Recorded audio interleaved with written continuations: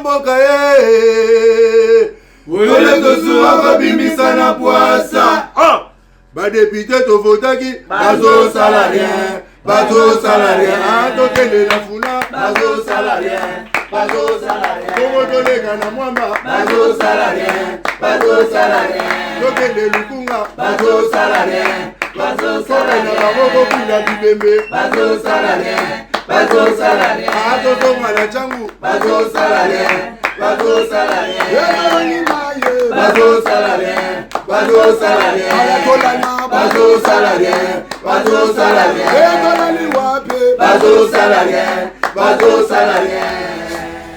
Le 6 février 2023, nous avons la Pambola Bisso dans un esengo makasi ya kozala na bino longo parce que c'est Dieu qui a voulu que tout la muka na pema lelo gratuitement. Ceux qui sont politiciens, ils vont payer ya bomoi. Comme bato union sacrée bana bokonzi, comme bato IDPS bana bokonzi. Ndimite que non, bato ya PPRD, bato ya lamuka, bato ya parti politique mususu, ba bando pesa ba on souffre de vie chaque jour. Comme Dieu na bolingo na ye, nzambe wana alingité le Dieu créateur alingi na été que non, ezala bongo. Et on est moi pesa biso souffre de vie gratuitement sans problème.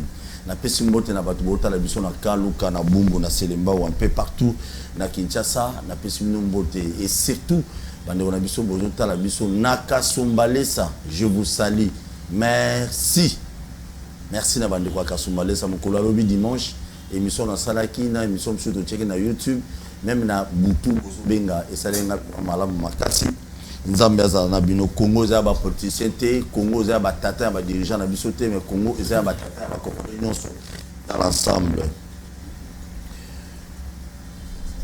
Fin du sommet de EAC sur la RDC. Boyo kamaromi sa to ebimikuna ya liboso.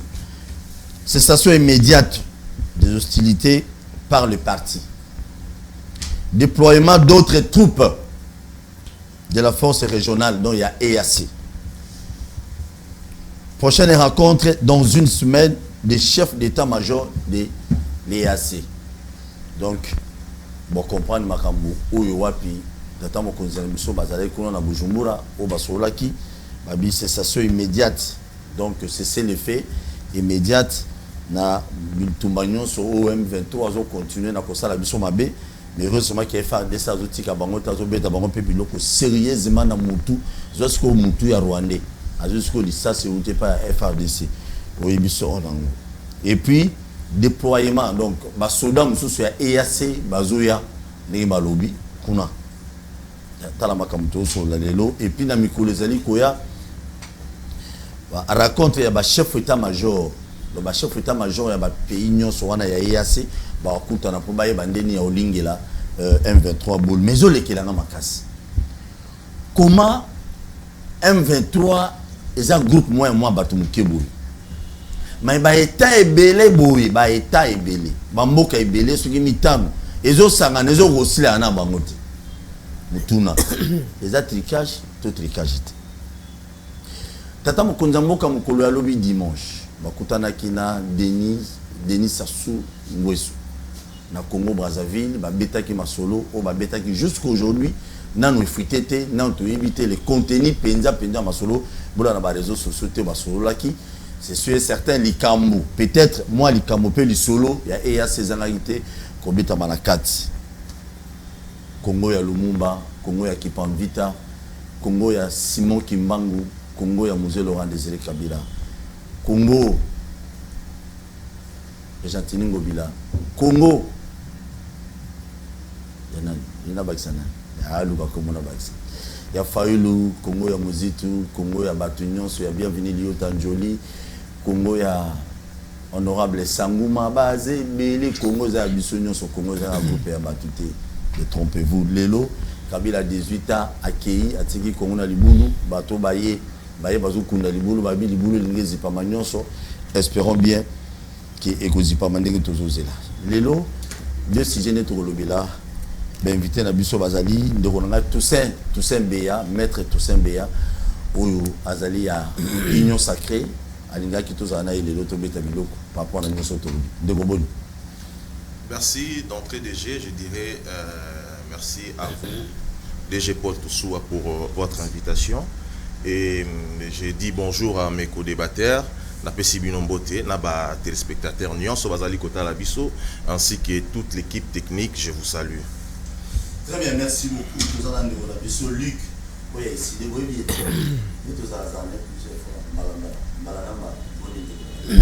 Bonjour mingi ndeko Toussoua, bonjour na ba bandeko toza na bango na plateau.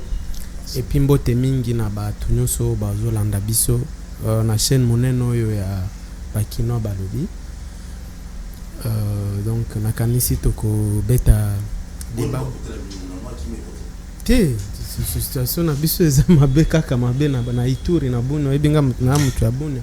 C'est que d'ailleurs merci pour na opesanga une minute, c'est que les activistes moko ya droit de l'homme aza basé na cité ya Mungwalu à plus de 90 km na Bunia na territoire ya Djougou aza enlevé na ba miliciens to yebi tous ceux qui ba miliciens nini mais ba enlevé depuis vendredi et puis bazo senga mbongo ebele po batika ye naza wa kosenga na bandeko na biso ba jeune oui ba enlevé et ba kidnapper ba miliciens ba rebelle hein. Donc bazo senga mbongo avant batika ye ba enleva qui est na localité à Kilo ba memie balobi na kana bango. Alors nazo senga bandeko na biso wana o bazwi ndeko na biso kombo na ye Anecho baby batika ye sans condition, batika ya zonge pa na ye eza makambo yo tokozwa solution entre nous. Donc en fait eza exemple na pesi kolakisa yo que population ya Ituri eza abandonné na maboko ya ba groupes armés eloko wana babengi état de siège ba ye wana ba menaka ta opération moko contre ba groupe armé te na Ituri to tikala koyoka ta opération moko ya bandeko wana baza wana bafandeli koluka or koluka mbongo bakomi ba affairiste en uniforme ba otonga bandaku na ba mituka suka et la population meurt tous les jours. Société civile outi ya bune outi ko publier bilan ya mois oyo ya janvier et sili 138 morts ndeko Toussoua. Zangate société civile. Merci beaucoup. Ceux qui ba otika ndeko wana ezala bien. Yozolo bakane ndeko moko wana venir enlever mais je crois que les appels à Congolais musupe bazali pe enlever. Belé. Oto yebi na ba Congolais. Moi ba groupe wana mais toujours senga kino bino bolobi ke no boyo ko boma biso ba Congolais. Tant Lumumba bimilo na butu. Ozanga maloba loba. Très bien, tous allons ndeko na biso Thomas Kapuya moko ya ba IDPS baza bilenge ba bundi akoli na IDPS azo équipe frappe ya Mobutu azo frappe ya Kabila et Sambere. Mais les lots, tous en a plateau pour te mettre biloko. Ndeko Boni. Merci beaucoup Ndeko Paul pour l'invitation Yarelo. Et yambo nazo tonda botondi pa tata mo konzo kolo toujours enfati beton oya et Luchalema pour la diplomatie vivante, gagnante, solide et hercule. Ndenge azola kseke azana bolingo solo yamboka.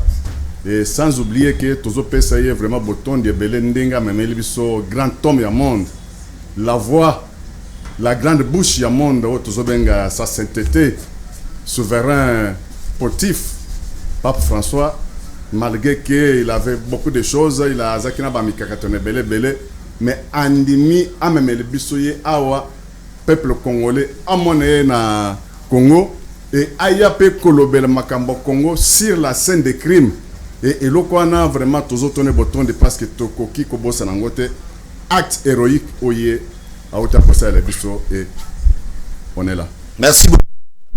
Et monsieur Bandi, nous avons l'élément où il y a ma confrère à TV5 Monde, et bon, tout ça là, analyse sur Yango par rapport à mon sommet à SMO à Bisso, Bachel Bisso, on a régi bon, tout.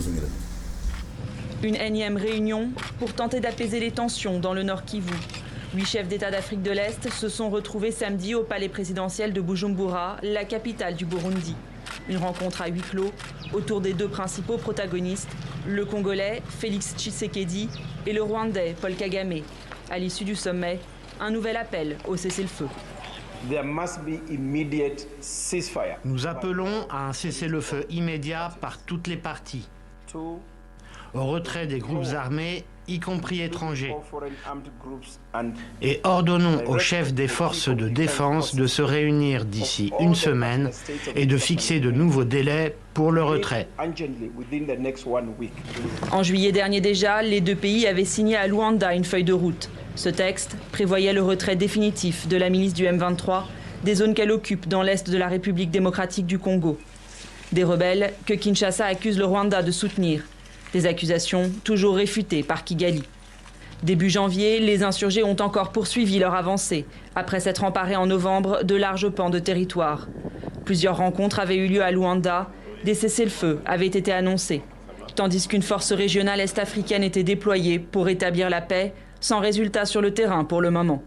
Il y a eu beaucoup de réunions, beaucoup de dialogues, mais ce qui se dit là-bas, juste théorique, mais ce qui se passe sur le terrain, c'est l'encontre de ce qui est dit là-bas. Donc nous, en tant que responsables, nous disons les conflits peuvent se résoudre de plusieurs manières. Diplomatiques, mais aussi les combats. Mais la population, dans sa majorité, ne croit pas à cela. Des centaines de milliers de personnes ont fui les zones occupées depuis novembre. L'annonce intervient 2 jours après la venue du pape en RDC. Une visite historique au cours de laquelle le souverain pontife n'a cessé de dénoncer la guerre qui gangrène le pays depuis des décennies. Merci beaucoup, Tolani Yango. Nazo Banambalomé Pandikonanga Thomas. Tolani reportage à ma confrère sur TV5 Monde. Est-ce que vous voyez le Congolais, qu'on dit mal sur l'élo? En fait, boyokani ou ba otoyokana siko na Bujumbura, c'est après yozomona qui ici malisusu. Force déjà il y a EAC aux sur place. Balobi on est basta les loroté. Il semblerait que non, ba M23 ba pour avancer ba côté dans ma village mususu. Force EAC ils ont tampon ba leki kutuna ba mu semble. Des deux, balobi na bisouete non, il faut bitumbe sila dans le média. Or que na Angola, baloba ki yango mais simbate. Mbalois qui est simba. Ça là les kolobate pour ça me payer des personnes. Mais tabiloko. Ndege Paul Makambo to fandela wa zama kamamboka. Ezota la IDPST, ezota la fils de fin sur tozong fati de béton et chez les maté, ezota la Monsege Kabo était mais ezama kamamboka. Nous devons dire la vérité na peuple congolais parce que batol kuta bazamingi. Nyamu critique lukuta kokose la bato makambo eza ebele. En réalité, Makambo Est est un Makamoko très complexe. Qu'est-ce que je voulais dire par très complexe? C'est un laboratoire Moko et Salami na niveau yaba occidentaux, laboratoire occidental. Comment s'infiltrer dans le Congo, comment piller le Congo et comment balkaniser le Congo. Ero bana maywana basali quelqu'un ba union Sicile, ba tiango en pratique. Et en réalité, Makambo Est est banda qui na solo en le 27 juillet 1964. Eroba Kreaka, Borna Bangwa, opération turquoise. Et Zaka, vers Souka, il y a fin, il y a rien à Maréchal Mobutu. Ndebor Oyo ya Est Bandi. Et Baye Kozwa, Bonsomi ya Bana Congo, Bayibi Bisovi ya Congo, na 1997, Eroyo, Babanda Guerre Bangwa FDL, Bake Koyiba, Musée Laurent Désiré Makanisi pour que a facilité l'occupation du Congo. Tout est entré là-bas. C'est ça l'origine. Jeunesse à Makandekuna. Mais essayez que les Congolais baye ba cause lointaine, oyo ils ont engendré le cause immédiate na ba Congolais bazoko fa tongo midi pourquoi. Bato bazoko kosa batu tongo midi pourquoi. On n'aime pas gérer le discours parce que il faut que ba source ya makambo za wapi. Mayo tozolo balelo ya Est. Je vous dis clairement que eza troisième guerre mondiale silencieuse où ba imposé ba Congolais et la guerre est ouverte et la guerre est fermée. Fils de Feng Sotozobenga Fachi et toi et Luchelema to pêcher ba combo belé comme un réparateur de tort. To comme c'est comme la voix qui crie dans le monde pour ne pas ba Congolais.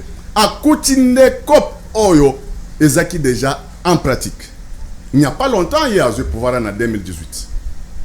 2019 encore en exercice. Il a trouvé déjà plus de 3 décennies. Makamboye c'est banda Salema. Mais quand on parlait guerre, agression au Rwanda, au Ouganda, au Burundi, tout ce qu'on sort. Et banda cause impact. Pourquoi? Parce qu'il y avait des Congolais bazaka na kati ya masolo ya signature ya ko hypothéquer mboka signature de mera ozo même biso musika na tunyo mutuna. Oui. Biloko nyonso balax. Toni sélection image ya photo na plein s'il vous plaît. Tia on a mobimba yango wana. Balobi bango kuna EAC lobby boy. Cessation immédiate des hostilités par le parti. Yami balé bayo koloba. Déploiement EAC décidé na Bujumbura que non bazo déployer sous ba soda mususu. Comprendre baya lisusu pour renforcer biso. Yami sato balobi non ba chef état major nyonso EAC ba okutana dans une semaine. Ya on est na tout mutuna. Est-ce que biloko nyonso yo eza lisusu important pour na biso ba congolais? C'est important. C'est ça ma question. Jusque là, biloko oyo. Jusque là, biloko oyo zolo bamawa est très important pour nous les Congolais, parce que il n'y a pas longtemps, d'abord l'introduction na otu koloba makamba est na manduki na que M23 bazamukeme ba EAC baza belé na ba Congolais. Pourquoi bazoko connaître ça bango? Mais pour te répondre encore na oyo introduction. Un secrétaire général des Nations Unies, Antonio Guterres, à l'Obaka, au vu aux yeux de tout le monde, pour dire que M23 Bazana Mandouki Moko extraordinaire, qu'on est quand même une armée régulière. C'est comme ça qu'il n'y a pas longtemps, on a un régime, il y a notification, et l'armée n'a pas infiltré, et Rotokoti EAC, parce que dans EAC, on a clause, il y a loi, il y a EAC, lobby, que pays Moko EAC, Koki Kobondisa Moussouté. Et bazongeli masolo, c'est pour mettre les grands terroristes Paul Kagame contre Mir, pour que Yazaki pe signataire ya accord au ya Luanda, signataire ya accord au ya Nairobi, pour que écota en pratique. Et en réalité, faisons confiance dans Moutou. Oh ya membiso na EAC, parce qu'il sait pourquoi membiso kuna. La guerre est très vaste, complot est très vaste, et c'est une guerre mondiale silencieuse. En faisant confiance et il y aura une suite favorable pour la diplomatie au Tozozela. Thomas, oui, Mamolobi. Na ok. Oui, Mamolobi. Na ebi no makamna na ebi. À toi la TV. À tout le jour, oui, Mamolobi. Na tu na ngaka. Oui. Yo moto lobi na la kota mamunote. Awa muto aza responsable pour naï. Pour qui mamu Thomas le biso. To qui na pande qu'on a biso Toussaint. Maître Toussaint. Même question. Nous avons changé de formule. Est-ce que nous avons 3 points minés de Bacheli Bissouana, ou Omega Ocheli Bissouana? Donc on a tout ça. Les Congolais peuvent faire confiance encore dans EAC. Bien sûr. Parce que M23, Baïbisi Kuna na Luanda, Bakata, Mama Solo, Bitumbe, si la cessé le fait M23, Bitozo reconnaître Paul Kagame, Kuna Bisso qui est représenté, M23 a dribblé Bissokaka. Est-ce que Maloyo, Congolais ça sous confiance n'est assez? N'ambilo nous sur Balobio, Betamilo. Ndekopolo, merci. Cette question est une question qu'on aborder avec beaucoup de légèreté parce que ces pays nous appartiennent, nous avons que ça comme patrie. Alors, c'est une très grande émission. Batuaza Olanda Biso Ebele. Il va falloir tout mettre un peu Kotali Sabango, Basis Oyo Yamini Sommet, ya Bujumbura. Alors, il était question pour le président de la République à Kende pour évaluer les recommandations au Ezala qui ou Pesamaki na Nairobi ainsi que na Luanda. Depuis que la force y a EAC, Zali na territoire na Biso ya Congo, il y avait des réactions de part et d'autre. Il y avait certaines personnes au Bazala qui étaient insatisfaits, Koloba à tout moment. Il était maintenant question que le chef de l'État a Kende pour évaluer encore ces recommandations au Ezalaki na Nairobi ainsi que na Luanda, comme je viens de dire tout à l'heure. Nous avons la guerre, c'est vrai, au pays nous avons la guerre.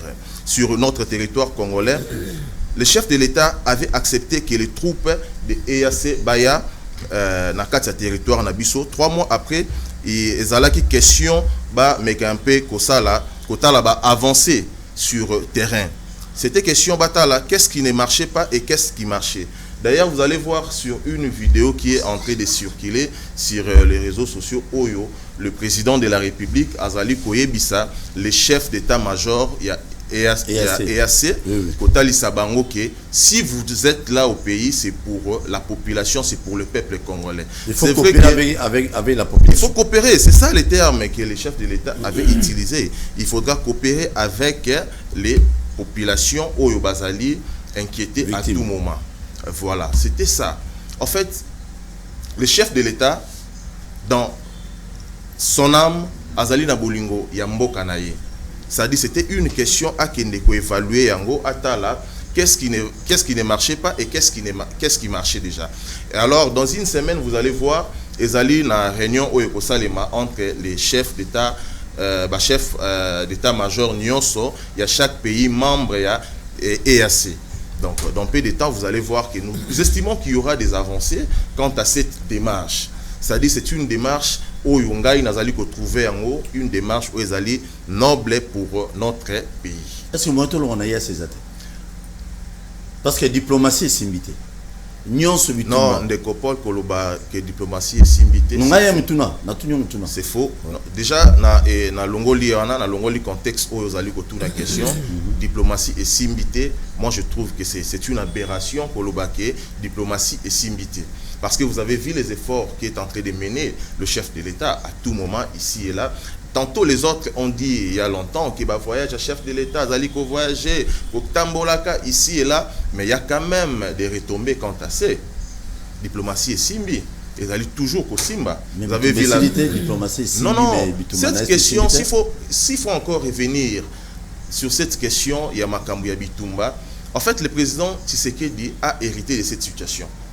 Que vous êtes sans ignorer, à Tabande qu'on a vu sur un plateau, pour contredire à Zalité. Le président Tshisekedi a hérité de cette situation, ça fait au-delà de 18 ans. Et Bato Basalaki 18 ans, Basalaki incapable de aussi l'Issayango. Et c'est pendant que le président de la République est venu avec des résolutions, Azali Kochayango en place, et petit à petit, une guerre qui a fait pratiquement 18 ans ou plus, vous voulez que ici là dans Mokolomoko, c'est pratiquement impossible. À mon humble avis, je pense qu'il faudra laisser le temps. Avec le temps, il y aura toujours une solution qui va être trouvée. Bien sûr, mais moi, cette thèse, je ne partage pas. Pourquoi? Je vous réponds, je réponds à cette question. Batouazar Okufa, Bazar Okufa partout. Ce qui est vrai. Na Kinshasa, Batoupe Bakufara. Et mais cette question, mais la maladie peut aussi tuer. Ok. La maladie peut tuer, n'est-ce pas? Vous êtes sans ignorer que la maladie peut tuer parce qu'il y a Belaki à Koufi. Et maintenant, ça c'est une parenthèse qu'il faudra souligner. Bande Konabiso Est, Bazali Kokufa suite à une agression où Ezali Koya et pas Bande Konabiso Rwandais. À complicité aussi avec certaines autorités de la place. Yabino. Il y a une union sacrée. Bon, entre guillemets, je ne vais pas confirmer cette thèse dans le Banakat, c'est union sacrée, mais certainement que Bazali na Congo. Bazali na Congo. Non, nous avons eu des gens qui ont dirigé ces pays. Bazali, mais il y a ces gens qu'on appelle honoraires, des ministres honoraires, députés honoraires, des présidents honoraires. Honoraires. Ils ont quand même dirigé. Merci. J'ai dit un grand merci. N'oublie pas de s'abonner à la chaîne sur YouTube. Bakino Balobi TV. Kobo Sana ko s'abonner. T'es content à s'abonner. Mais ça, le lien pour soutenir porte soit. Je vous aime bien. Émission est de lundi à dimanche à 10h juste et 16h juste. Deux autres bêta biloko. Ndeko nanga rediffusion à 21h et à minuit. Ndeko nanga Luc.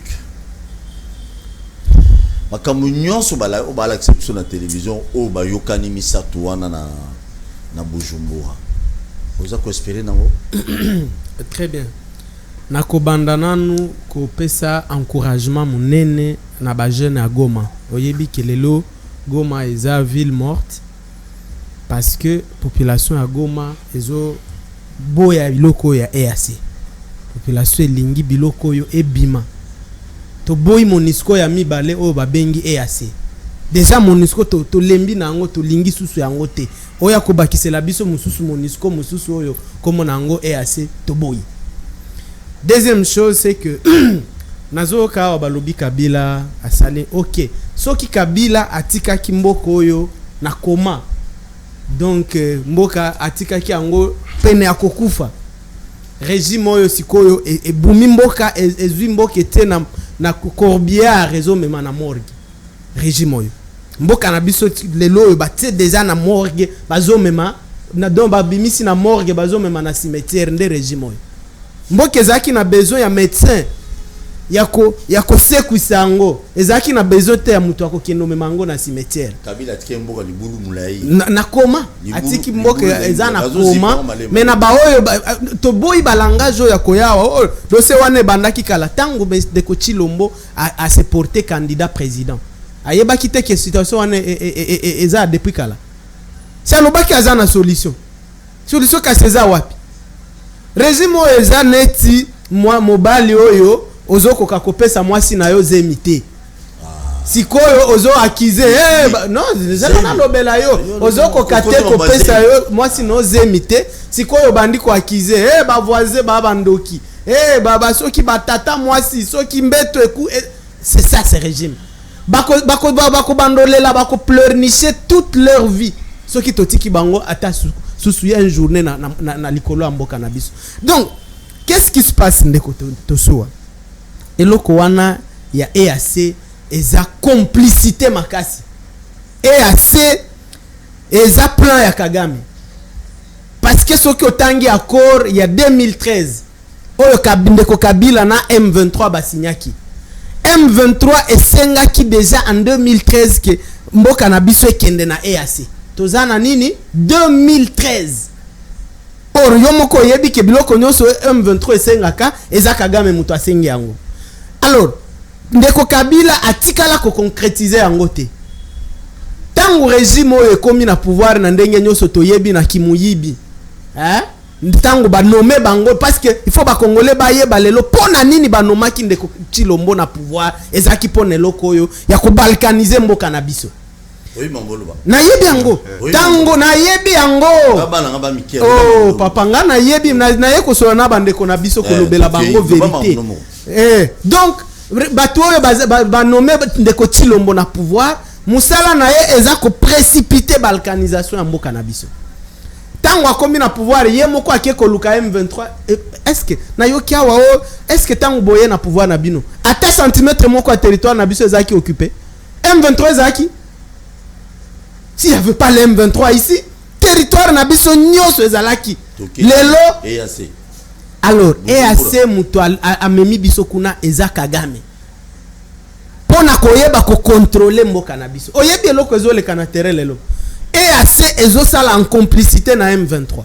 Donc EAC nini M23 ezui localité ba accord na bango wana balobeli M23 se retirer etikeli EAC armée na biso ekokota wana te awa ndenge nazoloba na Kibumba M23 na EAC bazoko habiter na cité ya Kibumba baza elongo. Est-ce que eloko wana ezaka? Deuxième chose nini olobeli biso yo moko na landi video oyo ndeko auti kolobawa ndeko Chilombo na Nairobi azo solola na komanda ya EAC ya force wana alobeli ye boye ko salisa biso te boye ko salisa M23 te. Ça c'est ndeko Chilombo ye moko na video peut-être bandeko nanga bayoka kate wana ndeko Chilombo ye moko. Donc ndeko Chilombo ayebi déjà que EAC ezo sala na M23 mais andimi ba déployer lisusu ba soda ya EAC oso comprendre na yebite soki eloko ya boye ko comprendre yango ndenge non tango solo la kinga na solo la kite ezali premier plus à parole tango ya solo la kina na solo la kite nazo pesa biloko ba congolais okanisi na ya zela na pesa ba congolais biloko. Donc ndeko Chilombo ye moko ayebi ke ba EAC bazo sala na M23 mais andimi ba déployer lisusu ba troupe ya bango. Est-ce que eloko wana ezalaka? Troisième chose EAC et lobby na communiqué na bango wana cesser les faits. D'abord c'est pas la première fois ba loba cesser les faits basi ba loba ki yango na Luanda et salemate nini ndo M23 kute banga ka bango te M23 ko banga ba EAC wana te parce que ba partenaire na kati ya EAC armée ya Rwanda ezalaki awa bakosaki bakongolais ke Rwanda kozala na kati metola mukaboye bango moko bakomi ba officier rwandais baza na EAC balongwa ndenge nini bakomaki alors ke bokosaki biso ke Rwanda kozala na kati te trahison ozomona ndeko Donc EAC lobby bitumbo il faut aussi là na négociation. Et comment il faut la voie politique. Mais na ndenge nini okondima lisusu baya na ba troupe mususu alors que bakoya ko bundate. Biso tozaki besoin ya EAC pona ko bunda. Soki bako bundate donc toza na bango besoin te. Basi balobeli bino ke bako bundate ba pona bango il faut politique, il faut négociation. Kasozo ndi masusu ndenge nini batu wana baya. D'abord il faut qu'on rappelle aux Congolais que ndeko Tshilombo amemi mboka na biso na biloko wana ya EAC sans passer par les institutions. Aucun débat au Parlement. Jamais toyoka débat au Parlement pour na biloko yo. Donc eza biloko na yeye moko. On a huis clos peut-être. Ah, or c'est pas ce que la loi dit. Constitution lobby qu'avant même ma armée étrangère, ça doit faire débat au Parlement. Il faut ba Congolais ba yeba. Le régime ezo kamamboka na biso net comme boutique na bango privé. Bazo trahir mboka na biso ndenge balingi et ça devient une urgence aujourd'hui, une urgence nationale ko benga na régime oyo. Parce que régime oyo ndeko Fayulu lobaki boye oko sous-traiter que sécurité ya mboka na yo te. Personne n'a que la sécurité à mboka na biso soki eza biso moko te. O abandonner armée na biso et lo komoko ezate ozo compter na ba armée étrangère. Yo kanisi armée wana EAC ba Kenya o bazana kati. O kanisi ba ko bundisa ba Rwanda baza na M23. Bango nyoso batu ya EAC. Très bien. Puisque d'abord nini ndo tokende ki kosala na EAC. Toza pays Afrique de l'Est te. Toza pays Afrique centrale. Ba mboka nyoso wana ba solola ka anglais. Biso to solaka français. Nini nde toke ko sala kuna trahison. Na silisi kolobela bino awake. Réunion kutuana à Bujumbura et silaki à queue de poisson. Pour nini bazo lobela bino. Yo monaki photo de famille. O moni photo de famille ezakité. À queue de poisson. C'est ce que Hollanda qui est RFI. RFI à lobby président ya Tanzanie abimaki na salle. Président ya Kenya abimaki na salle. Avant même ici là. Photo de famille ezala quitté. Et même or na lingina lobelande ko Tshilombo boy. Soki Kenya na Tanzanie balingi ba salisa biso ko combattre Rwanda. C'est facile baza ata na besoin abitumbate. Le Rwanda vit grâce au port de Mombasa na Kenya na port ya Dar es Salaam na Tanzanie. Soki kaka ba pays mi balé wana bakati Rwanda a accéder na ba port na bangote, le Rwanda va mourir dans quelques jours na nzala. Mais est-ce que ba osali sabiso? Non, ces pays sont des ennemis. Ba yebi ndenge akosali sabiso mais bakosala ngote. C'est des ennemis. Yango bina lobi na silisi boye. Soki ba institution za la kasusu na mboko yo, il faut porter monsieur Tshisekedi en accusation pour haute trahison. Il faut que Tshisekedi ba kangaye pour haute trahison. Biloko ya EAC eza trahison ya mboka na biso, c'est clair. Et to sengi soki ndeko mboso na eloko na ye wana benga ka assemblée. Ndeko Non, je vous dis ce n'est pas une assemblée. Non. Sur le lobby non s'il vous plaît. OK, assemblée. Oui. OK, je le mets au défi. Je le mets au défi à prouver biso keza assemblée. Mboso na assemblée na ye. Ndeko baati lukwebo na sénat na ye. Il faut bâtir ndeko Tshilombo en accusation pour haute trahison. Nde musala na bango. Donc les Congolais ne peuvent jamais espérer na makambo. Rien à espérer, nous sommes trahis. Donc kopeza nini? Eza balkanisation ndeko. Kopeza que M23 et kozwa Goma et pesi yango na EAC. Armée na biso kokoma te. C'est ça où on est en train d'aller. Parce que sur le terrain na sukisi wana, sur le terrain, mais on a plus environ 20 généraux à Goma. Sikoyo tozo solo ndeko spotosu. Environ 20 généraux ya FARDC bazana Goma. Mais M23 Zouakaka ba localité. Oyebi pona nini? C'est une erreur. Merci. Na sukisi wana c'est très important, c'est une erreur. Écoutez, dans une armée, ezana o babengaka unicité à commandement. Pour gagner guerre, il faut commander à la moko. Ceux qui besoin à 20 généraux, oh bazo se contredire, ba o la mbongo. Bazo se contredire, bazo. Yo ba yusu ba o la mbongo. Moi je te dis, pour nini tozo échouer? Il faut se demander. Non, pour nini tozo échouer? Ba M23 ba outik nini? Ba outi comment on dit Bunagana. Ba ye malembe baza au porte à Goma lelo. On peut pas se se demander des questions. L'État va venir. Quel temps la ville de Goma va asphyxier économiquement? Banzela nyoso ya biloko akoya na Goma bazo contrôler. Merci beaucoup. Alors, il faut enlever ces généraux là-bas. 20 généraux, qu'est-ce qu'ils font là-bas? Merci. Bazo se contredire, bazo se mettre les bateaux dans les roues. Il n'y a pas unicité de commandement. Merci on ne peut beaucoup. pas gagner une guerre. Très bien, merci beaucoup. Na ko résumé de konangai Luc a l'objet de espérer et loko mon côté na nyonso eleki na Bujumbura, c'est ça. C'est ça. Merci. Et puis il faut Ndekoti Lombo batia en accusation pour haute trahison. Voilà. Diba moloba. Na yebiango. Ndeko Toussaint, toki rapidement. En fait, réaction nayo et bon. Nayoki Fassi, j'ai du mal à voir un intellectuel de mon pays, de surcroît comme M. Lick, tenir des propos ici où ils allaient à l'encontre et à réalité. On doit éviter, mon frère, parfois d'émettre nos avis avec l'état d'âme, hein, avec nos états d'âme. Il faut te mettre à vue avec l'âme d'État. C'est-à-dire, nous avons que ça comme pays. Donc, sentiment d'abissoti. C'est-à-dire, nous devons être dans la réalité des choses. Brassage. Donc, non, parce que tu ne sauras pas dire non. Je réponds à ta place, non. Nomination à Chilombo. Nomination à Chilombo. Moi d'ailleurs, même j'aime cette appellation de Bobengake Chilombo. Et Zakomo Mora bien. Lukando est la définition à Chilombo. Qu'est-ce que ça signifie? Nomination, mon frère. Obimi Nandaku, Olati, cravate noa kito konen Olati Bouye. Nama ele no ebele na mutu. Tu viens parler qu'en nom même président de la République. Qui l'a nommé? Pour une fois, oui, au Congo. Oh, mais mon Dieu. Oui. Je ne sais pas si nous sommes dans quel pays. Hein? Non, c'est une question, Ndekopol. Et ça, ma question, avec beaucoup de légèreté, s'il vous plaît.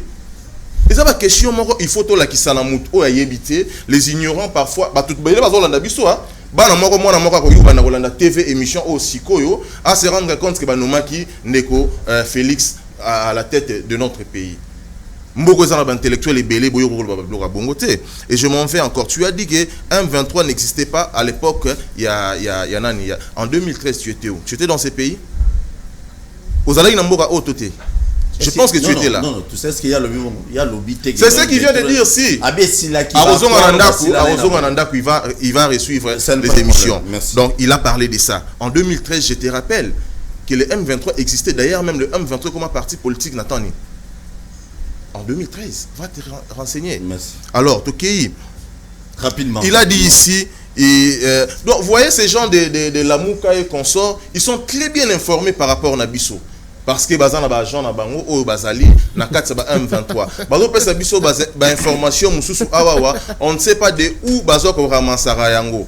Parfois faut pas vouloir relier les informations des yaba ennemis na biso na ba réseaux sociaux tina ba mission minene boy ozo relier kaka ba information ba M23. Frère, nous devons aimer ces pays. Nous avons que ça comme pays. Qu'est-ce que tu vas laisser à tes enfants, frère?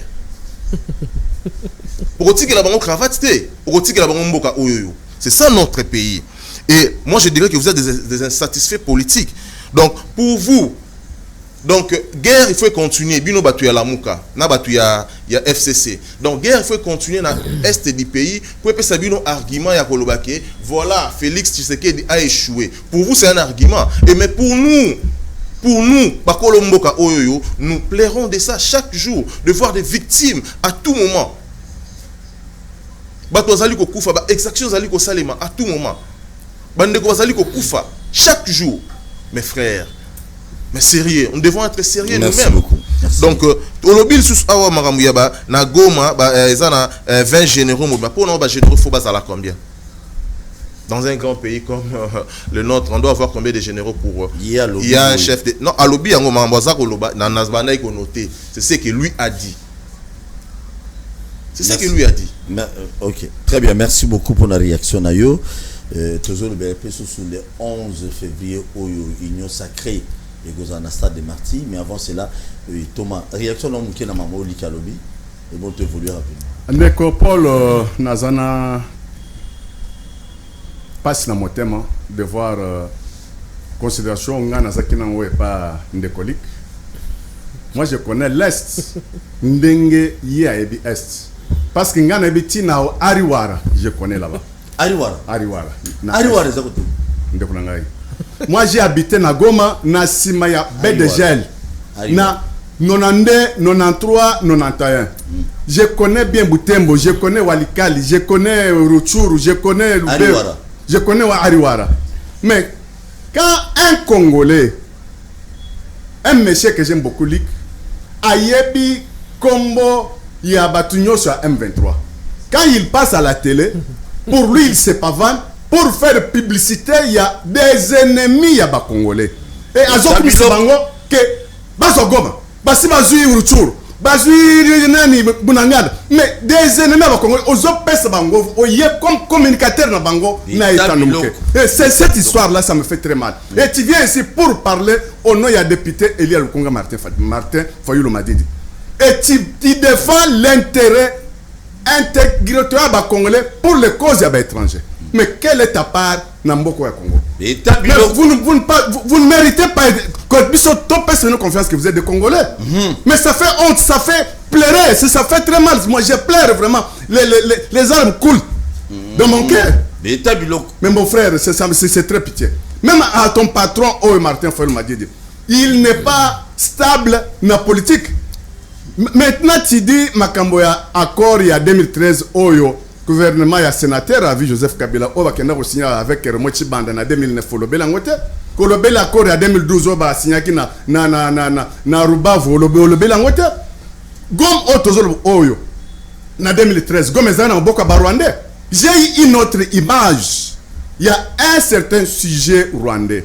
Qu'est-ce qu'il dit? Alors que eloko bozoka RCD CNDP M23 c'est une armée rwandaise qui se transforme à un caméléon, les lois azur oyo couleur, lobby azur couleur, le lobby mususu azur couleur. Et bah armée nyoso oyo bazoboma congolais tongo midi pour na est.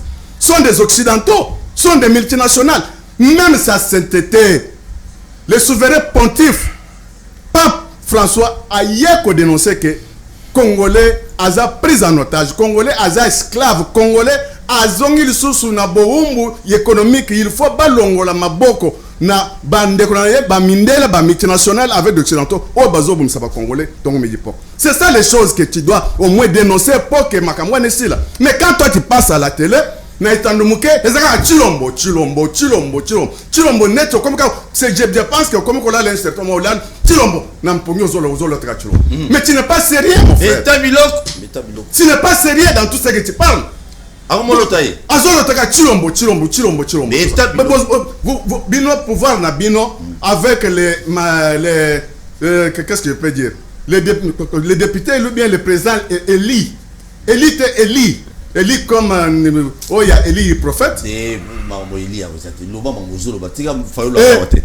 Vous êtes là, vous critiquez Kabila, mais vous avez un bloc patriotique. Qui a fait bloc patriotique? Des oiseaux fait du pouvoir. Des revers il y a pouvoir.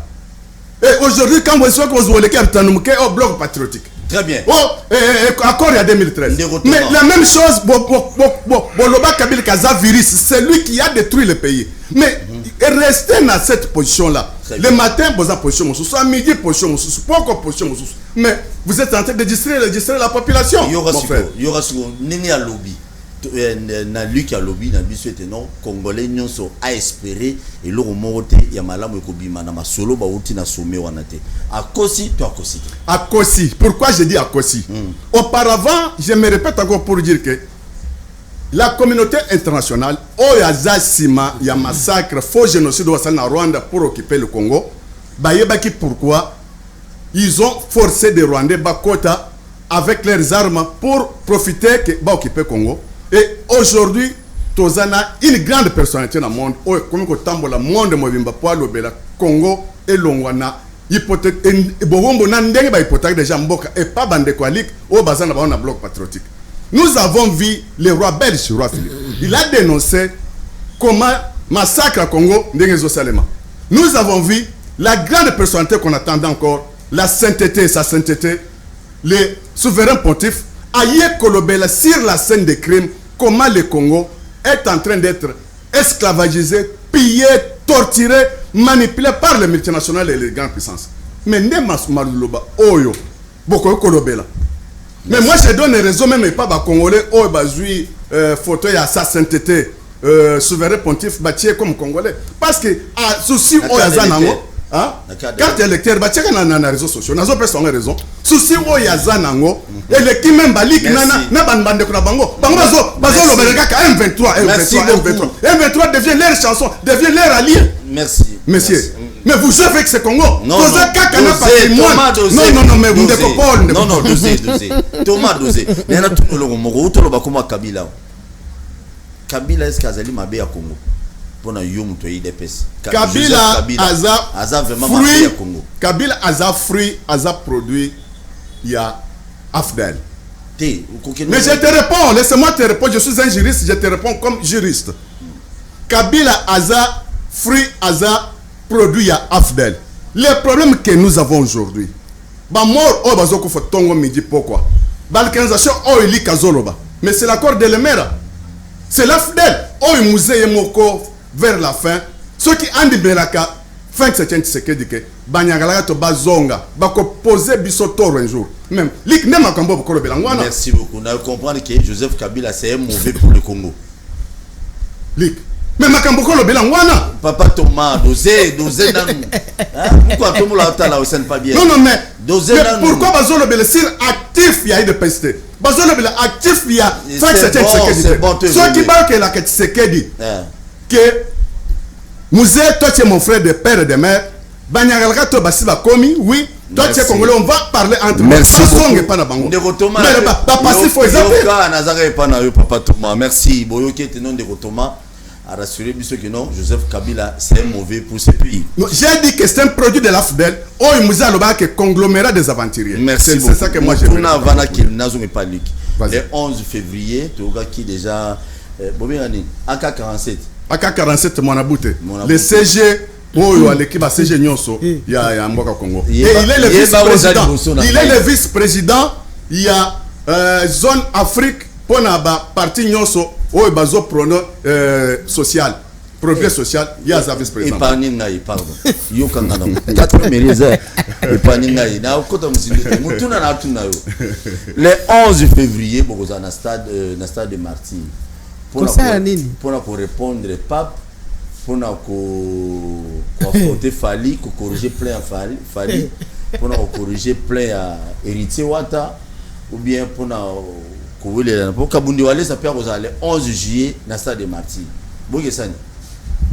Ndeko. Zalales. Tuni. Stade de Martyr, eza œuvre oyo Maréchal Mobutu atikele biso.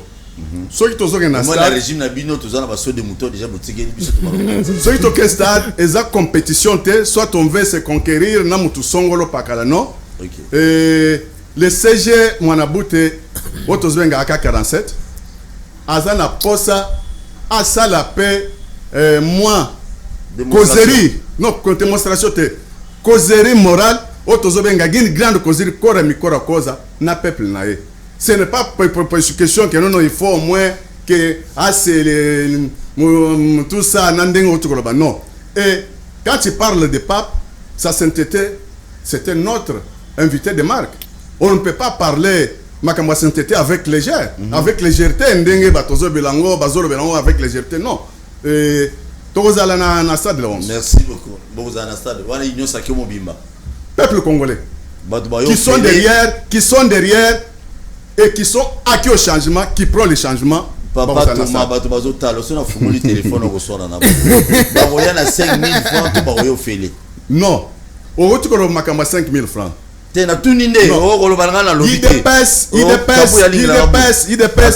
les a parti moko oyo et pesa ka mbongo te pour la corruption. Donc ba parti no so union saké ba pesa mbongo te. J'ai dit je commence d'abord par il dépasse. Les a parti moko oyo bazo traga ka makasi ya mutu na volonté na e. Oui que ceux qui dépassent ba pesa ka mbongo mbele se ka bona kala. Très bien, merci beaucoup. Très bien, donc le 11 février awa sauf changement de dernière minute, ma partie union sacrée dans un stade de Martyr. Vous allez mobiliser ce bengio keno kaka. Ce bengio stade keno kaka. Keno kaka, ce bengio kaka. Congolais tamo kwa kene na biloko. Zela nanu nazana ndeko. Mambale 11 oyo bino batu union sacrée boye exception. Je pense que faut changer sujet rapidement. Oui. Parlons de l'UDPS ndenga zali ko la manifestation na ye. Non, c'est l'union sacrée. D'abord, c'est l'initiative de l'UDPS comme leader, il y a l'Union Sacrée, comme parti présidentiel. On est rectifier, dire Oyo et Salama qui la fois passée, lors il y a avènement, il y a pape, ainsi que les jeunes catholiques.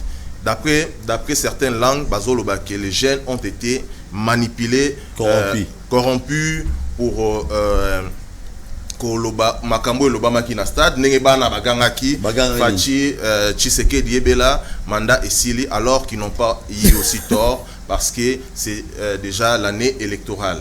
C'est une année électorale, bana wana ba péché ata mkete. Et maintenant je dirais ici que UDP c'est un parti de masse où il y engorgera plusieurs combattants partout dans le monde. Ainsi que l'Union Sacrée où il y a sa démonstration de force na bango sur terrain. En fait, pour remplir stade des martyrs pour la IDPS pour communiquer, communier avec la population na bango. Pour corriger ma propos ya candidat na corriger ango ou consort, ce n'est rien. Faire le stade des martyrs. Bon, à mon âme la vie, je dirais que remplir un stade ndenge batu ya catholique batundi saki yango na Fali non je dis moi je ne parle pas ici des Fali parce que je suis pas son porte-parole. Je parle des questions où ils allaient sensibles pour notre pays. Pour notre pays. Ceux qui ont le stade, je ne m'aurais pas parlé ici parce qu'il y a certaines familles au Bazako, les Lati, les Loba, c'est bon. Alors, moi ici, je parle de catholique au Organizaki, manifestation à Bango, pape ainsi que les jeunes. Ils ont tenu des propos à l'encontre, il y a autorité Yamboka. Alors, c'est aussi une occasion pour Batoyaï des PES. Pour répondre, pour rectifier propos. Bon, Cardinal Ambongo, s'il faut parler, parce que vous avez cité son nom, Cardinal Ambongo, Azali n'a même rang que Godem Poy.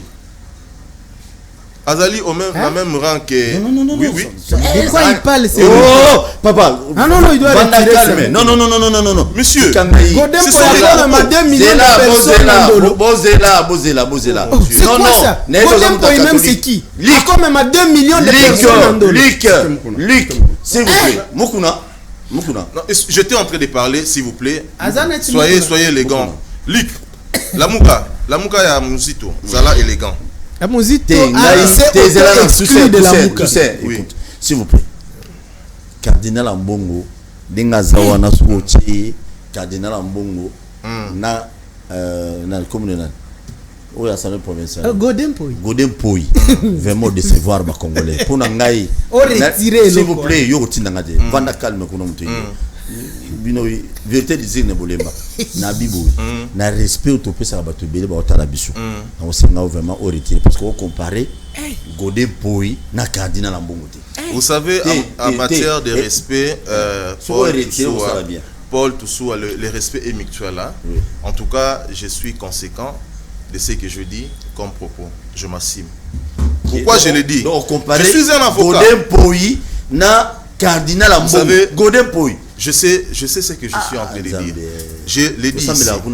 Nous avons 8 confessions religieuses, n'est-ce pas? Nous en avons 8. Oyo, chef spirituel na Congo, na Kinshasa, il s'appelle Cardinal Ambongo, n'est-ce pas? Non, mais comment déjà Dodo Kamba? Non, je parle des catholiques. Rapidement, et actuellement, le président du Haut Conseil des Églises des Réveils, comme on a dit, M.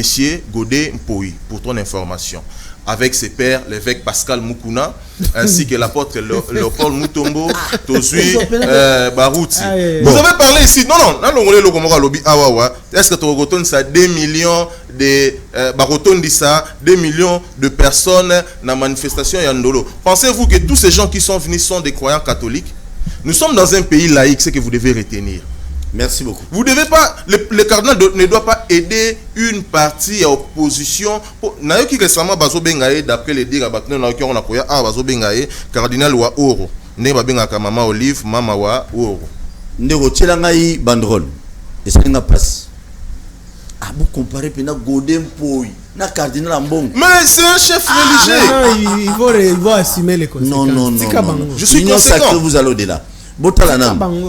Bolobi, Yoga, Fridolin Ambongo, spoliateur des terres. Au nom de l'archidiocèse. Les gens disent que nos bino batunion sacrée nous bani biloko. C'est important.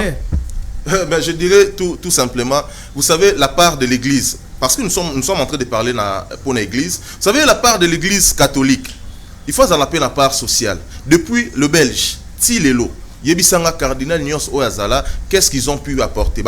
Ils ont tout hérité du Belge. Le conflit aujourd'hui, il y a Cardinal Ambongo na pouvoir en place. C'est question tout simplement de la gratuité de l'enseignement. Vous savez ça. Vous voyez bien, vous s'agenouiller chaque jour pour vous imposer le même. Nous sommes dans un pays laïque. Il y a des musulmans, il y a des chrétiens, des croyants chrétiens, catholiques et consorts. Il faudra pas. Les catholiques, il faut souligner encore. Ils allaient religion d'État. Merci beaucoup. Très bien, n'oublie pas de s'abonner à la chaîne sur YouTube. Ça fait mal. Naïbi qui est là, la téléphone dans quelques minutes. Le 11 février, Union sacrée dans le stade de Marty, ça ira. Dans une minute, on compte la thématique à Brazzaville. Et bandi ko s'attaquer à l'église catholique. Pesa bango bail. Personne n'a gagné l'église. Église laïque ni église catholique eza religion d'état.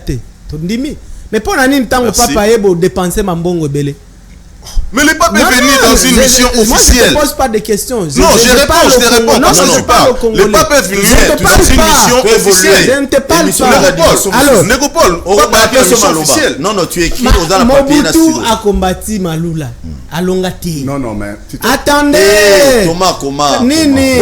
Bakabila Mibale, ils ont combattu Mosengo Balongati. Binonde Bokolonga. Merci. Dans le stade, les Congolais vous ont dit sous Kaoyo, vous n'aurez rien, vous kende na stade, vous pesa tambongo, vous okende, les Congolais vous ont dit au stade. Merci. Alors, non, opesi bango parole nyoso. Nazoka makoyo kabande konanga bango mibale bazo mibenga ba juriste. Mais bazo avocat. Non seulement juriste. OK, mais azolo bazana union sacrée. Union sacrée ça existe. Ni juridiquement ni politiquement cette histoire n'existe pas. Union sacrée ça existe juridiquement? Non. Non, na tout ni. La muka est enregistrée. La muka est enregistrée à Zanetilo qu'on a bino wana ya simana. Union sacrée n'existe ni juridiquement ni politiquement. Tout na bango. La dernière fois que basala Renault, ezaki journée. Tout na bango, biro na bango ezakawapi ya union sacrée. Ça n'existe pas. C'est une histoire qui n'existe nulle part. Ndengeni no koloba boko sala boko kene na stade. Non, ça c'est pour vider l'argent de l'État. Bando pesa ba 5000 profitant de la misère na yebi misère à peuple misère baté na kati na peuple congolais. Donc ces gens ils ont pris tout l'argent du pays batiki peuple congolais na misère siko bando kabela bango 5000 francs alors que c'est l'argent du même peuple. Merci beaucoup. Na sengi ba congolais ba kino muto atamo kwa kene na biloko wana ti. Ba okende. Biloko wana ya ba mibi ya mbongo à l'état que personne n'aille là-bas. Non ba mibi. Na aona yoki ba makambo ebele. Oh biso tozo linga guerre si la te parce que tokosala lango argument électoral. Il oublie de dire que bangonde ba guerre est créé artificiellement. Ils ont créé Nandeko Tilo Mona Ndeko Naye Kagame. Merci. Pour la raison électoraliste. Toyebi Ango. Na yoki okeo. Ndeko soit un gouvernement. Oh, ils sont incapables de assurer l'intégrité à territoire naïe. Bakomi Koloba, oh, papa Sali il est parti. Ce n'est pas le pape qui va libérer Bunagana. C'est pas le pape, c'est pas son travail. Et ça, c'est un gouvernement qui doit assurer l'intégrité à territoire. Un gouvernement est incapable d'assurer l'intégrité à territoire. Et ça, la canine. Merci beaucoup. Mais et puis, ce qui surprend dans nos cités, c'est que Batuo yo bazo la mandat moussous. Et ko uta wapi ne kotosua. Avec une telle trahison, traîtrise à boy. Nana ko voté bino congolais à wapi ataboke ko luka ba démon. Nous avons voté bino azate. Non, même ba démon. Attention qui ba ken ali felo ko zo ba démon. Ba ko zo atavwa mon côté. Tilombo azo kende ndeko nanga Thomas. Etikali 9 mois Tilombo ko nommé aujourd'hui. Etikali 9 mois. akende non nasengi ndeko Tilombo apesa alukela na nous vient nga Thomas Musala etikali 9 mois to bengana ye akonome ye jour nini. Merci beaucoup. Non mbapesa ye Musala et puis pour ceux qui bapesa Musala akotika biso kimia akotika biso koya kosekisa bato wana. Merci beaucoup. Merci. Tulembi bapesa Musala président de la République démocratique du Congo. Pesa ndeko Thomas Musala atika biso kimia. Déjà atika makele la fanda kimia. Voilà. Mukwa tombola zali mukolo ya lobby na Congo Brazzaville na Oyo précisément bakino kutana na homologue na ye Delis Sassou Nguesso. Obi qui est président Brazza va vesta la travio obi na ibater. Te la nga mabete, je ne plaisante pas. Vio pina gouye la mukwa tombolo. De Kotoso. Oso comme taliban. Mon président. Papa, c'est le président de la République de tout le Congo. Congolais, tout le président Nabango. Président va voter Kaye, Papa, Thomas Beta Biloko. Lobby, raconte dans lobby, ils allaient pour Okende.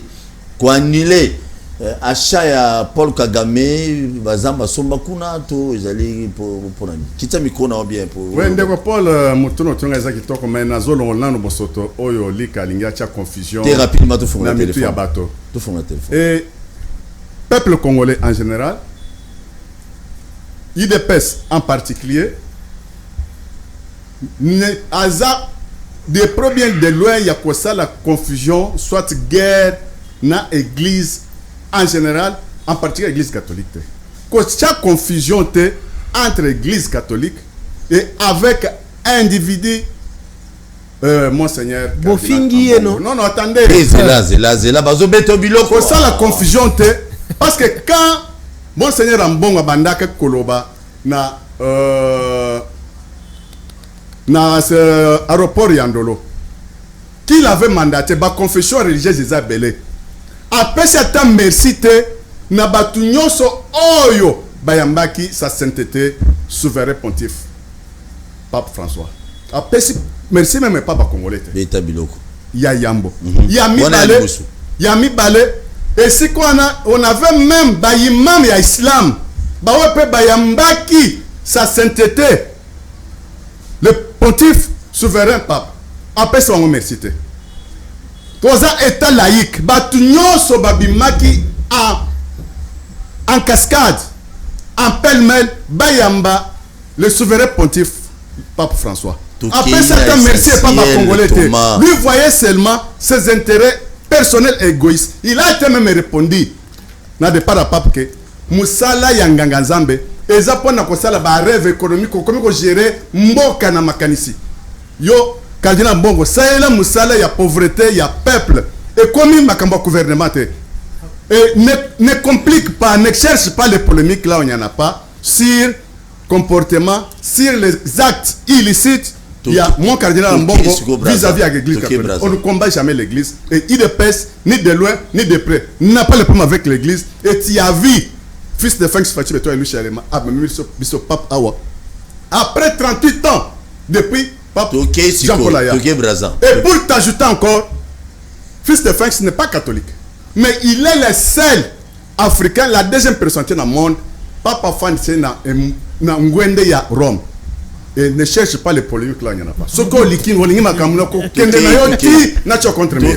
Brazzaville. Brazzaville, fils de Franks, Fatima et toi, lui, chez Mazarina Brazza. Moukantombolo. Mais moi, je le dis toujours, Franks de Jérusalem. Il y en avait Moukantombolo, de Jérusalem, Mazarina Brazza. Et Brazza, avec Kinshasa. Et ça va deux capitales depuis le monde de Salama, les capitales les plus rapprochées.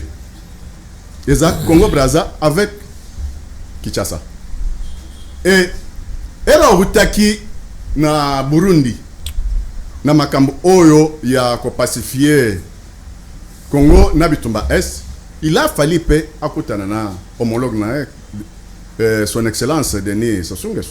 Parce que il paraîtrait que il y a eu une occupation, il y a bande de terre moko côté ya Brazza kuna et banyangala kata oyo bazo mener biso vidi côté ya bande ndukuna bambororo o bayaka depuis 2013 ba infiltré bayaka na makambo ngombe ili kazoro belangote aussi longtemps que azana président moto abandondo soso qui président na parti moto abandondo balobela ka makamba ba infiltré wana te et na ndenge ba fandi pe na bande ya côté à fleuve à partir ya Nseleti mbakana kuna il faut battre le Cameroun bien parce que on est très mal à l'aise na ba infiltration non bon jusque là makambo ba solo na présence sous et bien mité na média je ne peux pas créer l'isolo mo boye pour dire que non ba solo ki boy ba solo ki boy ba solo boy mais comment auto créer au créer makambo morora yo le boko créer mais makambo morora c'est vrai mais bato bazo mener biso dire côté ya bayaka et c'est consort baza bato lik ba merci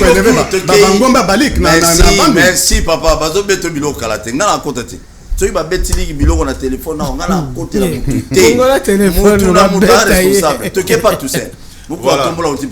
Dans le cadre de la solution par rapport à la situation de l'Est de notre pays, il est allé chercher son homologue président Sassou Nguesso par rapport à la question sécuritaire où ils allaient les Kanaka Tiambo Kanabiso Congo et associer tous les chefs d'État. Parce que c'est une voie diplomatique aussi, une voie où il y Kimia Nakatiambo Kanabiso Congo.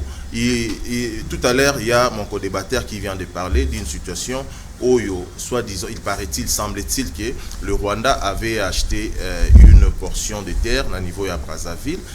C'est aussi une question où le chef de l'État est allé aussi pour aborder avec son homologue le président. Parce que le président, ça il faut retenir ici que Azali l'un des doyens des présidents de l'Afrique centrale aussi. Donc Azali maîtrisait quand même une politique, il y a Malamu Nakatia Afrique. Merci. Alors, et rapidement, il faut nous faire le téléphone. Ou bien on a appelé son Maloba, Yasuka, Luc, pourquoi tout le monde à Brazzaville? Aken, oyebika auti ko somba avion moko boy. Avion. Chilombo, azo rodende avion. Batikela biso ba histoire awa. O soki diplomatie awa. Avion. Ba base militaire Congo Brazzaville si était que la Rwanda ça fait plus de 3 ans. Le londo koya ko lobe bibozaki wapi? Bazaki wapi tango ba base militaire eza déjà installé kuna Sassou azana calcul na ye na Kagame pona ko imposer mwana na ye na pouvoir na Congo Brazza après ye azana ba calcul na ye c'est vrai bino boye ba keloko moko te na se anzete na bino ya limité wana bofanda kaka tilo bofati beto information botanga kate ça a été écrit dans des médias internationaux botanga kate ake korode avion na ye et puis avion wana bakosi biso keza ya Congo mais to moni ata drapeau na avion wana te est-ce que avion officiel ekozanga drapeau wana tokoyoka susu avion oyo basi ba détourner yango to sengi avion oyo bazu ba bibisi mbongo na biso basombi batia drapeau eza avion officiel merci eza mutute lobi tokokuta drapeau ya IDPS na avion oyo merci non je ne suis pas si na dossier wana est nenge tolobaki tozana besoin ya batuneti ba Mamadou Ndala bando fanda na ba hotel na Goma te Mamadou Ndala zaki na front bana babomaki sika bino mutu na bino Kabila si bino bo protéger yet Tshilombo aza merci Kabila oye bakate Tshilombo aza merci Kabila soki Kabila te mais akoma na pouvoir na magine mais qui est bloc patriotique merci beaucoup non Tshilombo c'est merci Kabila yo ozolo nini Kabuya lobaki ke Kabila est sérieux mais qui est ozaki wana te nana kataki mariage ya IDPS avec Oyena Kagame na stade awa yo na yo na moni bino na ba photo FCC cash qui était qui le conseiller ya Tshisekedi pour akata mariage ya FCC cash tosili awa koloba boye oui rapidement trahison ya régime oyo ezomonana na miso ya bakongolais nyonso eloko tikali ezaka kamoko service to sengi na ndeko Mboso na ndeko Lukwebo c'est mettre monsieur Tshisekedi en accusation pour haute trahison matakaye masambisaye ata la prison qui fait le conseiller ya fils de Franks pour akata mariage ya FCC cash Merci. Un instant, merci. Non,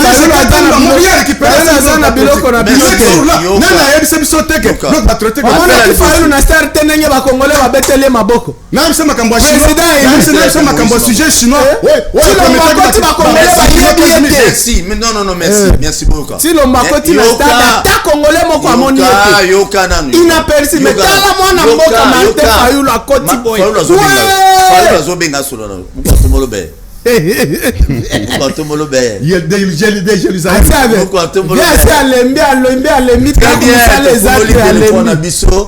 Tobenga ezali débat, il y a démocratie, benga qui s'envole ma télévision. Moment où bato bazé belé pour pas benga.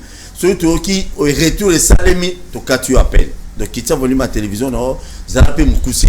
Et puis na loba na biso on doit respecter ba konzi na biso na télévision na émission yo, on doit respecter ba invité na biso, il faut respecter lik même ceux qui achuka ki on a ndako benga te pour on finga été ni ndekolanga Thomas ni tout ça.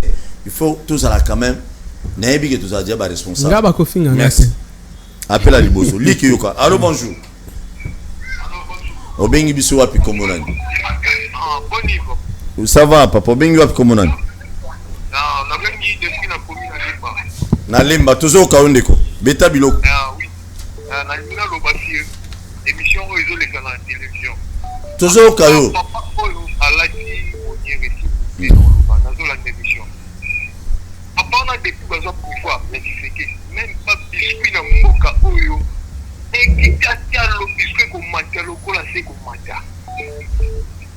Pourquoi bango ba insister encore na pouvoir? OK, stade. Il y a ma bonza papa boya. Aide le kona baboya ba chama. Et par ne mo victoire moi. Alinga te et par ya IDPS na pouvoir et kozala les sociétés na niveau toujours qui. Merci beaucoup Ndeko. Kabila, question que pardon, Yachim Kabotika. Kabila, Abomaki, pouvoir Kagame, Naye et Zalaki Lokola sombre, mais qui fait que derrière sur mon plein. Attention, même si na stade tout le monde, visibilité Naye, Azome Mariswa, Balinga a cautivé Mbokao, a craché devant la population en Nitu Nababo, Batike Lokoala, Baluka Solution à Panga. Merci.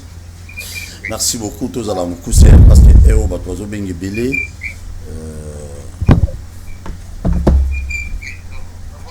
Merci beaucoup Ndeko. Merci. Aussi je le bokati maman. Allô bonjour. Allô. Oui papa Bengue biso api komo. Oui bonjour papa. Bonjour. Nazolanda bino na les métiers deuxième area. Toujours ka komo nani. Oui, nazo répondre par rapport à question moko posaki ndeko wana ya IDPS. Oui. Olobe nani ndi aza cause souffrance ya mboka na biso actuel. Donc, je sais que réponse à bien on fait ça directement malgré aussi c'est Kabila même peut-être gaillé la guerre ou il y a M23 c'est lui. Donc c'est ça ma réponse que je t'avais donnée. Merci beaucoup Ndeko. Merci. Très bien, merci. Bolo barola Ndeko, ya binga le biga muki. Commune présidentielle. Ça va. Bonjour boy qui a commune présidentielle. Commune présidentielle. Allô bonjour. Allô. Oui papa bengi biso comment on ça va pour le bengi parti à Changwa. Comment on dit quoi?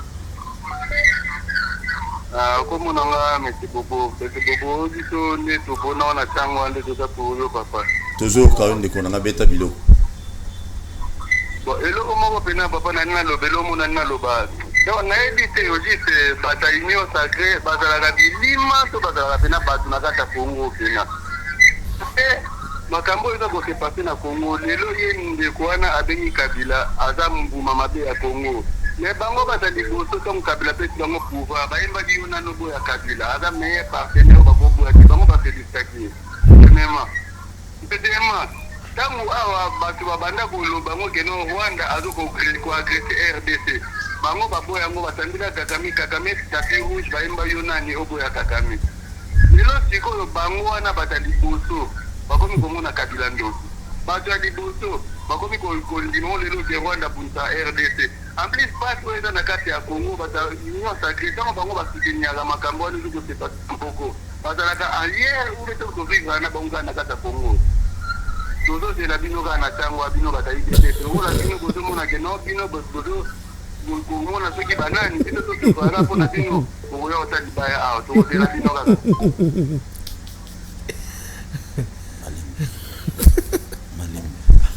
Malimbi. Tu as une belle élection. Allez, tu as une belle élection. Allô, bonjour. Oui, papa. Obengi biso wapi komonani? Oui, allô. Obengi wapi komonani? Oui. Obengi no diping alima. Na ingana intervenir. Komonani. Ya bato IDPS. Comment ngana kopona na Mardoché? Oui, Mardoché. Oui, naina lo bati popo ya bato IDPS. Ngana kopona ti bato IDPS vraiment bazana soni ke ko passer dans la chaîne. Boya kulba blo mo ya buzu ba onzi mama ati. Sur le Congo, ils ont la histoire de Zanango. Et ensuite, il y a IDPS qui avait été perdu. Batika vous distrait du saut, nous voilà dans la position de Zanango. Batika vous distrait du saut. Batika vous distrait du saut. Nous avons été mairie, nous avons limité, nous avons été comme ça, deux mois à Bouzomba. Ok, nous avons dit que nous étions moqués, nous avons dit que nous sommes surtout là, non? One day, c'est ce qu'on a voulu que nous avons. Tout le Bamaka Moro est important pour la Moka, parce que Bakolo. Merci. Très bien. Merci beaucoup. Très bien. Papa Thomas Zozo batem. Yo italuté. Okota ba commenter la beta biloko ba congolais ba beta biloko. Te ba beta biloko. Ba congolais ba beta biloko. Si ba to force Kimbote. Atala biso fo na kinga bois. Allô, bonjour. Oui, oui, papa, toujours au cas où.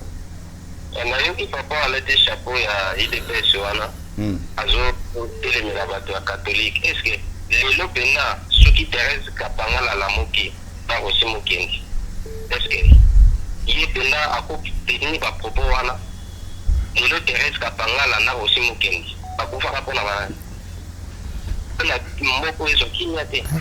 Papa. Lelo est-ce que le monde lelo pas cause à la tête vraiment pas cause à la tête dans beaucoup na biso ça ma conscience des enfants vraiment pas oui pas capozo pour l'avenir ya Congo dans les États-Unis et calcule après 50 ans non ni cause après 100 ans est-ce que bato ba calcule pour les États-Unis après 100 ans pas cause là mais conscience est là papa conscience est là. Merci.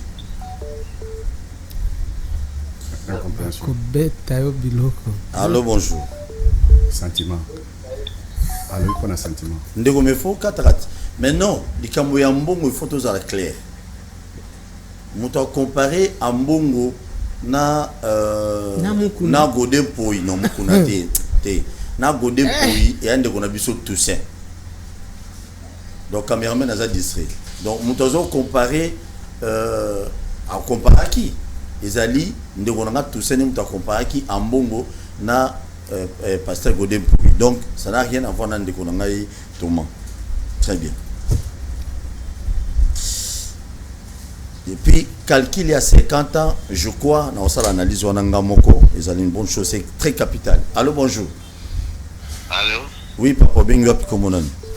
Oui. Le moment m'a cassé papa. Toujours au cas. Oui, c'est en direct. Toujours au cas. Comment on a? Ok. Comment on a Eli? Toujours au cas. Merci beaucoup. Dans le bas pour la pays de pêche. Bazala na série moko.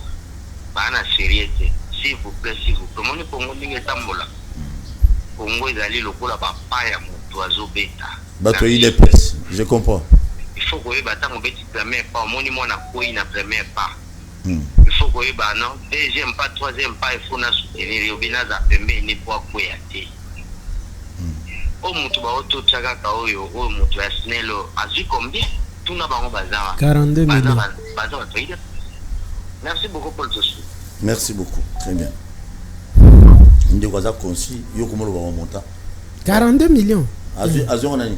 Mutu ya snelo wana kimi nango. DG. Yassine la Bauti Konome ya kimi na 42 millions. 42 millions. Oui. Et de l'essage de Kinshasa Bagisa. Ah, papa. 42 millions. Régime. Au monde ndenge ba Congolais ba komi mire. Okokosa. Allô, bonjour. Allô, bonjour de Oui, papa, bien biso comment on a. na bendi wino depuis Limbona Tabiloko. Toujours quand Ndeko. Oui. Ndeko oya la chemise à pembe. Oui. Ndeko Luc. Ndeko s'il te plaît. Ils ont moins respect moqué à présent. Mais il y a de quoi chemise à pembe. Luc. Moins respect à présent public. Bon, il y a mis balé bande comme ça, on va mis balé wana. Ba yeba ke Kabila sera pour Magamboko yo. Et ça va pour la Djalé lo yeba mende. Djalé lo balai. Ba yesu na Djalé lo parce que bazala mitala te. Ndeba kwandi wala Djalé lo ba mende de Bomamboko. Mboko yo marché mabe ba ba mboko yo marché malamu. Les deux wana ba kwandi wana ba na chômage. Comme na chemise à pembe. Il veut veste à carré carré, monira carré carré. Bazana chômage, bazana ba difficulté. Ba o luka cop, bazana obligé faut ba komisa. Mboko zo souffrir, to futa ndako na dollar. Classe bana na dollar, dollar est très to mata transport. Yes, et tu to mata transport na dollar. Ministre professeur la transport, non ça on va nous amener ce professeur qui dit ça. Eh makambanda ko bandi lelo. Allô, bonjour. Allô. Oui, papa, bengi wapi komonani. Na bengi vraiment na limité industrielle. Oui. Limité industrielle. Oui, papa, toujours kao. Motuna nga ezalaki boyi. Komonani. DJ Kabamba. DJ Kabambe, Nkontumbolo Kabamba, toujours kao. Na toni ndeko na ngao alati vraiment mushile wana. Oui. Le baki que papa vende ça qui me compte na kitu na bukunzi ilingaki lo banini zema Djalé loko mabato. Djalé loko. Beta biloko toujours kao. Après c'est biso pour soliwana vraiment na likambo wana vraiment. Kitoko azo pesa yo azo répondre. Djalé loko mabato. La vérité, bato eba ki amote. Eza bulu yeke. Ça la calme. Oh loba. Liki yo petit songi papa. Tika songi. Allô, bonjour. Ça plus que catholique. Allô, bonjour. Allô, bonjour. Obengi wapi kombona Ndeko. Comment on a fait na bengi na Kilemba. Toujours Ndeko. Kolanda retour à TV na hôtel au Qatar qui sa volume oloba rapidement. Ça va na kiti volume. Toujours kao Ndeko. Nditiranga batayi depe swana. Est-ce que ma communauté va juste na kungu za riba? Makambo zote na kungu riba. Tuna baona mbungu boni wa papa ina yeye wa bisina kungu zinyo kama zizo na misala zizo na buni. Mungu zinyo kama nakata mbuga wo tuna ibo mbungu boni wa bimisi nakata kungu poba ya mbila papu wana tangi kungu na usufiri. Tuna bango bongo. Na tuna bon. Tuna bango boyi to makambo este bazo stika ngote pona ni. Pap makambo este ye bango di. Merci. Makambo este bandi lelo. Merci beaucoup Ndeko. Ya yo yangote. Tu vas États-Unis et makambo este wana. Bango pata bitu waleto. Bango ima makambo wana di. Doser. Wala ba distraction mo bazo sana kata mbuga huyu. Wala ba distraction. Merci beaucoup Yaya. Merci. Faut que le bango makambo zote na ndani zibatu bozo lezo. C'est bon Ndeko. Ça va. Ah les boyo au moment où silika déjà talara ça puis dans la milité monsieur Sili parce que lelo tozana Alain Bolodjoa tozana Ndeko na biso Yves Bouya d'ici là tozana bango à live tozana en direct bon mais la maya pio d'ici là et le roi liboso nena lobana ça moi résumé OK et le roi liboso de moment lobi Congo na biso ça là et le côté c'est tout à fait normal. Depuis Mobutu Akenda, j'aime ce que marché de la liberté, ce que va nous ça va tout cas et kufa ba pied et kenda na pillage ti lelo auto dans l'entreprise ou ça la attaque qui da pas mana Congo tata tige koto pas maté. Allez-y comprendre c'est dit à quoi? C'est Kabila qui bloque, je ne sais pas. Ndeko moi lobby mundele a calculé la France et comment ndenge nini dans 10 ans, dans 5 ans, dans 20 ans, dans 40 ans. Mais les Congo to bolande na koma mo continent ki no yiba na ki no pied mais heureusement mo quand tombola zo yibate azo buna na pona bola ma ba congolais nzela ya sekomaf nzela ya kimbantiki kiti na cimetière ya kimbantiki nazo lobela ngo mo mingi na nzela ya Kolumba il faut ilongwa banda avenue Pelende tie ya boye bato bana besoin bayeba évolution nango zali ndeni. Ça fait honte que lelo o toloba kingabwa balaba les ala malongate balaba les ati c'est comment depuis balaka ba même na chef de l'état tikuna ti lelo nzela c'est comment fait ça manangote wana bokona chef de l'état tout okona ne bato ba memaka ikuna nzela ya Kimbantik. On a vu guerre ya ba député ya Changu bazo buna nzela wana Kimbantik ti kuna okomati na cimetière ezo pesi bwambo aboti lelo babwaka mabanga pamba bakenda basundola boromona bino bana Kimbantik. Quand on a une élection, on a un candidat qui est rapide. Non, balinga binote. Banzela musus na riflar. Eza ba côté belé. Ba député la minute on est ba obimela biso que non député qui ngana ya kiawa ye mutu ngam na sala ki nzelo esalema. Même ceux qui député a yepo ba ya rosala nzela. Eza te yende mutu abimisi mbongo to yende mutu asala ki nzele bongate. Eza mbongo na biso ba congolais. Oh bah bon ça banzela na Congo même na Kinshasa. Et ça mbongo mutu te. Donc ce mutu asali nzela to l'état biso asali nzela to comme cet individu mon boité na sima nzela ba salite. Parce que c'est leur devoir. Et ça devoir bon on lia ba on mela ba ngwanza. Biso to salani. Il faut ba bon c'est biso nzela. Na gombi semblerait ba côté musu mabulu e bandi. Tango papa ya kia baba mai côté mususu mais bo bambara ate su mupaya munene azoyati bo bongisa Kinshasa za libela malamu poso mupaya ye mbongo wana kina na makamusu za affecté na ba dossier mususu ya urgence mbongo na biso. On ne peut pas accepter que n'aura soki lui qui le leçon à commission nano to bongisa nzela poli kazoya te botika ba jona. On en a marre. Très bien. Nous avons 1 minute, tout ce qu'on a lu parce qu'il y a une opposition. 1 minute. Non, il faut gagner au succès, pas parce qu'il y a une opposition. Oh là là là là.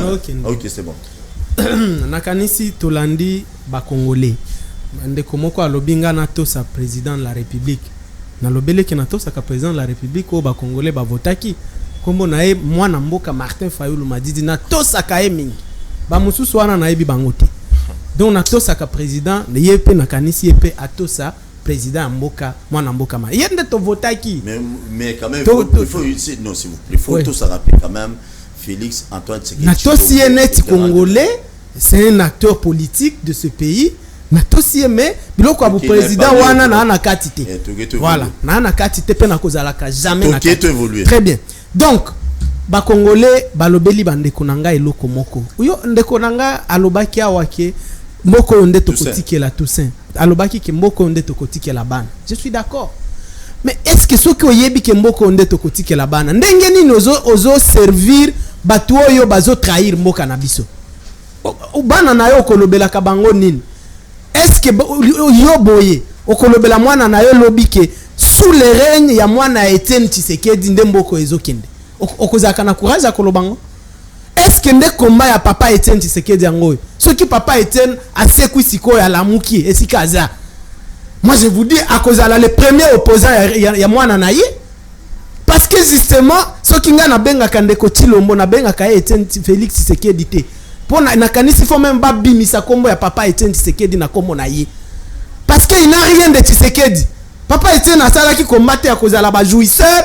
$800,000 ce qui va combien 21,000 kotika congolais na misère ba congolais. Est-ce que yebito à dollars les en combien les autres de kotoso oyebi prix ya lipa ils en 20 ils en 25 elinge comme na 2500 lipa za combien fufu e komi na combien bakutaki eza na combien tolo bagnanu guerre bukutu boko kate mais même eloko moko boko kata secteur moko te.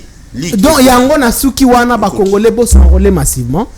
Carte d'électeur et arme de destruction massive contre le régime oyo. Bato oyo bakozwa ta voix mon côté. IDPS oyo bakozwa ta voix mon côté. Na yé ko voter ndeko Chilombo. Est-ce que Chilombo apesi musala? Pona nini na papa Thomas oyo 5 ans ici ba pesi eloko mon côté. Ako voter bango pona nini?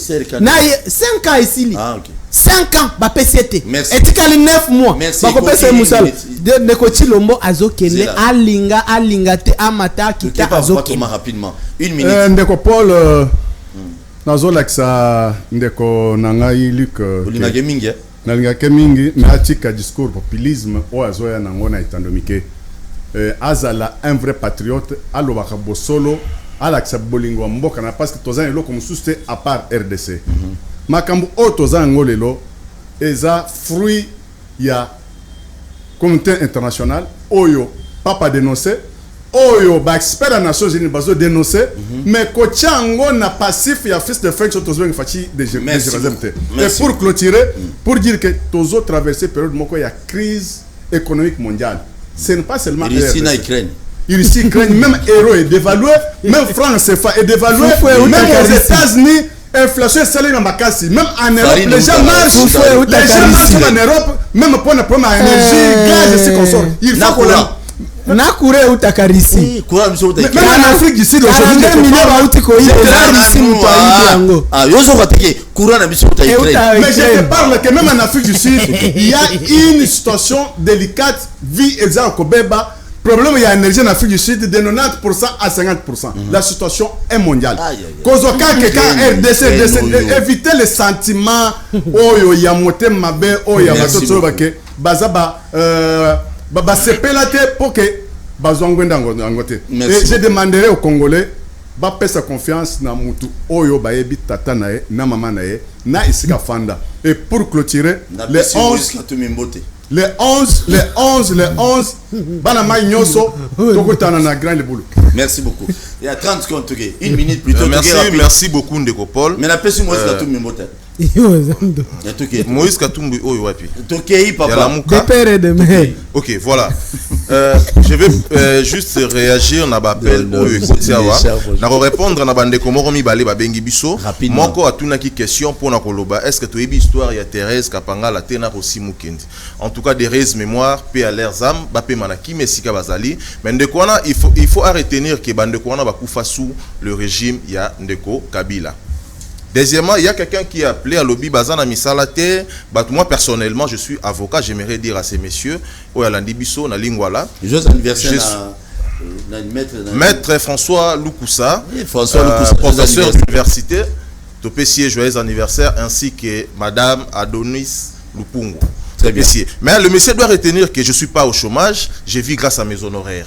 Donc, c'est un peu ça. Merci beaucoup. Très bien. Merci, Tokutani. À tout à l'heure, on a les Bolodjoa et puis on a Yves Bouya, l'homme de toilettage technique à outil. Franchement, à Paris, tous les bétanés bilo lelo Yves Bouya, vous allez déjà au CP là parce que tous les bétanés sont à Paris. Mais où tu Paris? Non, ah ok. On va être dans Bologna. On va être dans Bologna. Ah. Oh, mais je devrais être là. Merci beaucoup. Mais invite-moi. Je vous salue, je vous aime. N'oubliez pas de s'abonner à la chaîne sur YouTube. Bakinoa Balobi TV. Mon abouté, secrétaire général d'EPS, je te salue. Courage et félicitations et bonne chance à la bataille sur l'Union Sacrée. On va se retrouver le 11 dans le stade de Marty, face à la Miloulou, Yaminene. Mais que le message est le message constructif, est le message moi Bosangani peu Boyokani. Et ça la tête que non pas payé accueilli to bani ba guerre monsieur za mutuna makoloté pardon na pesi mbote na mkwantombolo Félix Antoine Tchilom de na lo babo bato poto o nga ko muta régime na nga ni mutu union sacrée mais vous avez bloqué la muka route bossa Moïse Katumbi na pesi mbote les prochains. Merci à tout à l'heure.